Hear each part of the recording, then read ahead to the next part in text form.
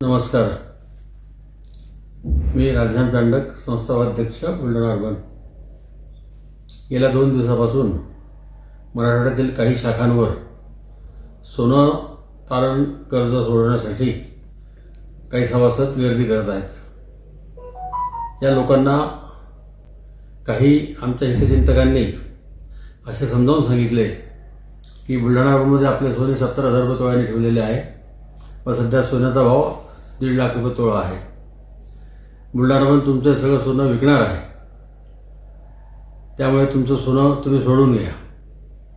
आणि त्या ग्रामीण भागातील ऊसतोड कामगारांना यावरती विश्वास बसला व कर्नाटकमधील एका कारखान्यावरून त्यांना पूर्ण वाहनाची व्यवस्था करून दिली की तुम्ही आपापल्या गावात जा, तुमच्या नातेवाईकांना सांगा की बुलढाणामधलं सोनं सोडून घ्या. मराठवाड्यामध्ये प्रत्येक शाखेवर जितकं डिपॉझिट आहे त्यापेक्षा डबल गोल्ड लोन आहे. म्हणजे आमचे स्वतःचेच त्या ठिकाणी जवळपास 400 कोटी रुपये अटकलेले आहेत.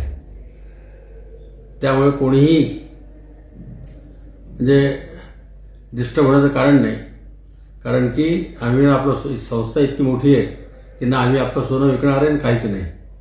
आपण ते तारण ठेवलेलं सोनं आहे, आपण केव्हाही नेऊ शकता. संस्थेची आर्थिक परिस्थिती अतिशय उत्तम आहे. आज 4,000 कोटीची कॅश लिक्विडिटी आपल्याकडे आहे. 3,000 रुपयाचं मालमत्ता संस्थेची आहे. 1,500 कोटी रुपयाचं वेअरहाऊस लोन आहे आपल्याकडे. आणि बाकी कर्ज आपलं 100% सुरक्षित कर्ज आहे. आणि बुलढाणा अर्बनचा NPA फक्त 2% आहे.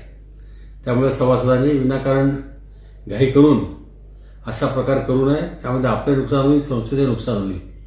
माझी सगळ्यांना एकदा कळकळीची विनंती आहे की आपण सगळ्याच गोष्टीचा गंभीर विचार करावा, बुलढाणाची आर्थिक स्थिती बघावी आणि नंतरच काय तो योग्य निर्णय घ्यावा.